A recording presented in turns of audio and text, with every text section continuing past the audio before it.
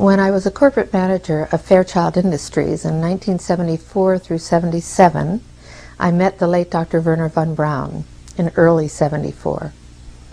At that time, von Braun was dying of cancer, but he assured me that he would live a few more years in order to tell me about the game that was being played, that game being the effort to weaponize space, to control the Earth from space and space itself.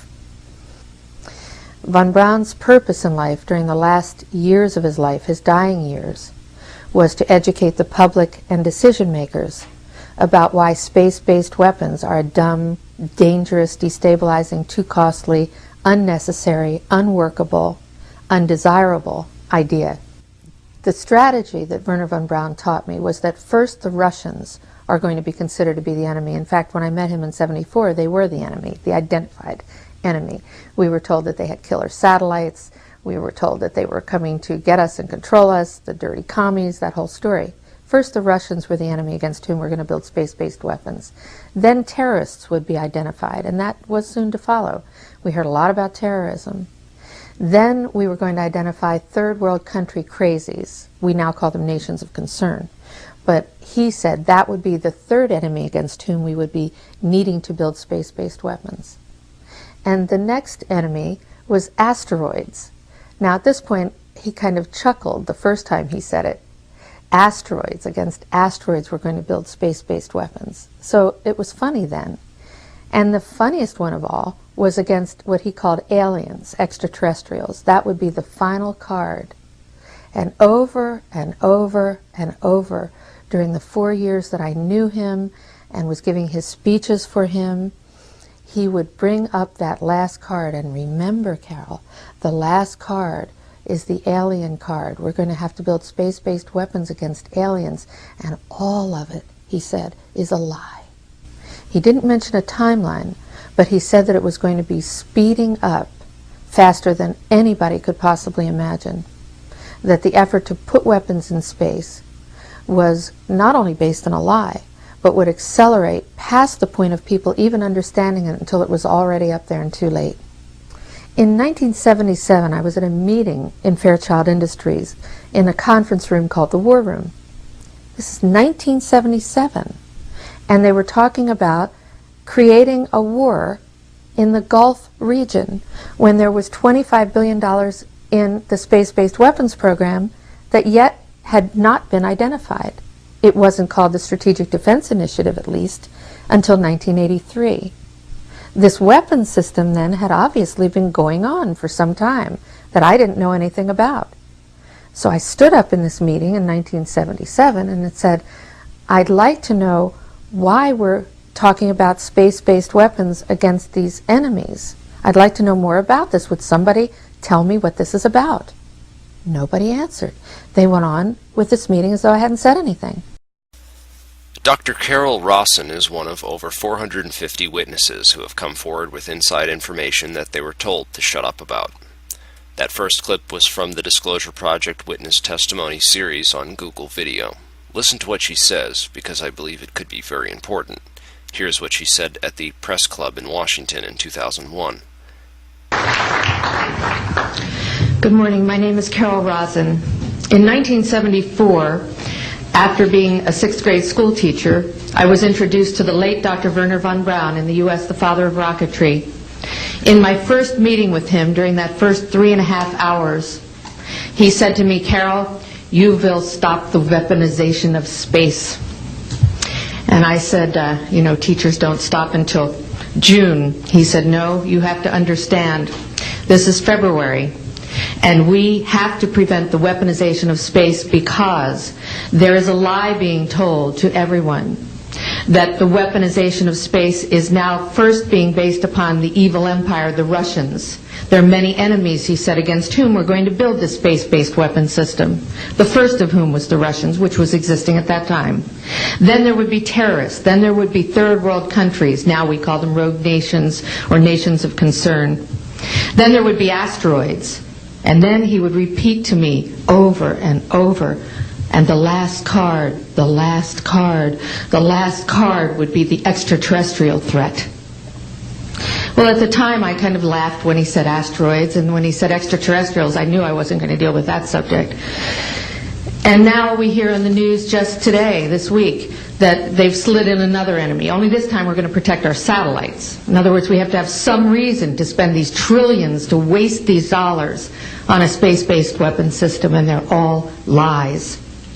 This is a system, he told me, that would never protect anyone. Even back then, he talked about suitcase bombs. He talked about chemical, viral, bacterial, biological warfare, that these space-based weapons would never protect us against. And then he told me that, in fact, if you travel around the world, which I did after he died in 1977, I met with people in over 100 countries who were friends. They didn't want to build space-based weapons. I became a space and missile defense consultant.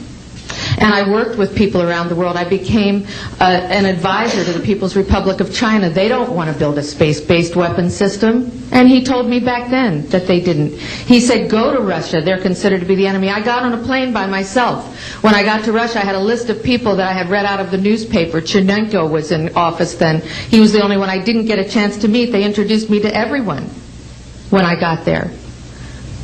And when I got back, I said, oh my Lord, this man is telling the truth.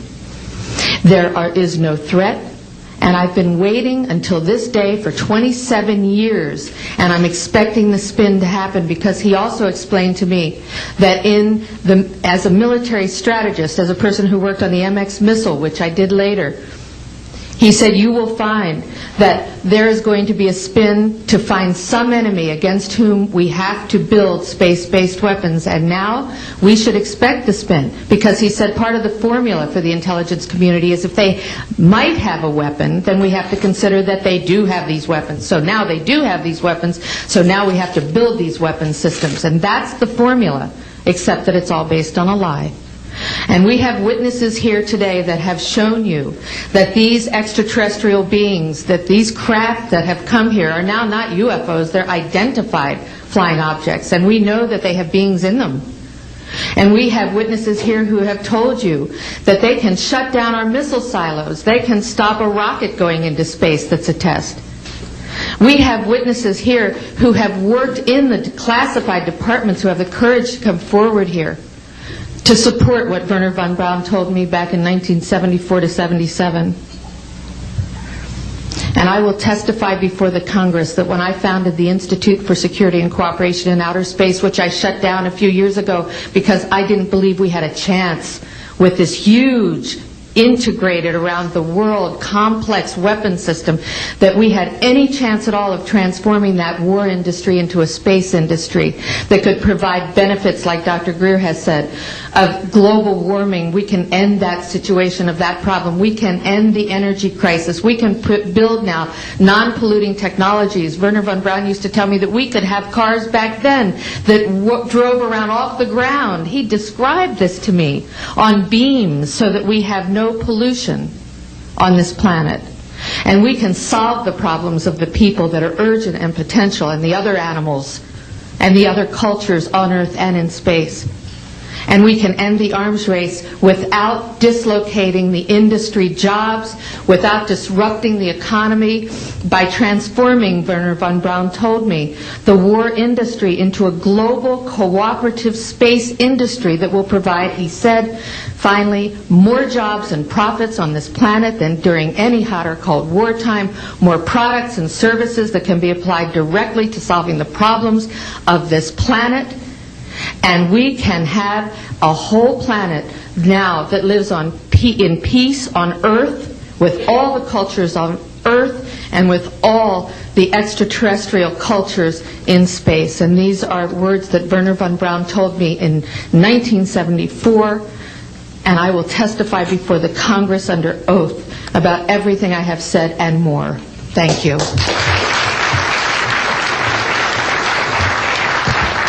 Thank you very much.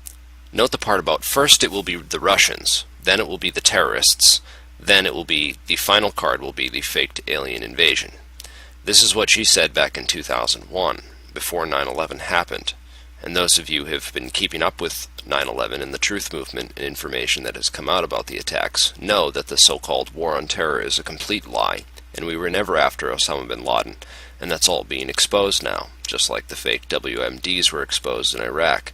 Most people are too propagandized that they are unwilling to believe this and won't even look into the evidence. The rest don't care because they don't think it concerns them or because they feel powerless to do anything about it, and I tend to agree with them. The criminals who caused 9/11, who had the connections to all the inside security at the World Trade Centers and the cooperation of the intelligence community in the White House, will never be prosecuted for their crimes. They got away with it. And even if by some miracle we did open up a congressional investigation, prosecute those responsible for 9/11 and put them all in prison, it would be like putting a band-aid on a cancer. 9/11 was only a symptom, and we need to treat the disease. Because once the war on terror fails to give the government a reason to funnel billions of taxpayer dollars to corporate interests, they will simply find another excuse. Here we have insiders warning us that aliens will be used as the next excuse. This is why I have been warning people about the 2012 stuff, and to be very skeptical about it if and when first contact happens. Don't believe it right away. I know you want to. The people in charge are using all this money to build an Orwellian-style police state. This is the type of future that they feel most comfortable with, because they have always been in power, and now that they are beginning to lose their power, they are very, very scared. They don't want the kind of future that you and I want. They want everything to stay the same or go back to the way it was, and that's not going to happen. The world is changing very quickly, and it's all up to us what kind of world it will change into. Here's a few interesting organizations that are doing various things to accelerate the future and progress. Nassim Haramein also has a YouTube channel now, so you might want to check that out. But the real change and the real future progress is going to come from you. So please do your part by helping to spread this information. Because the first battlefield in this war exists in the hearts and the minds of the people.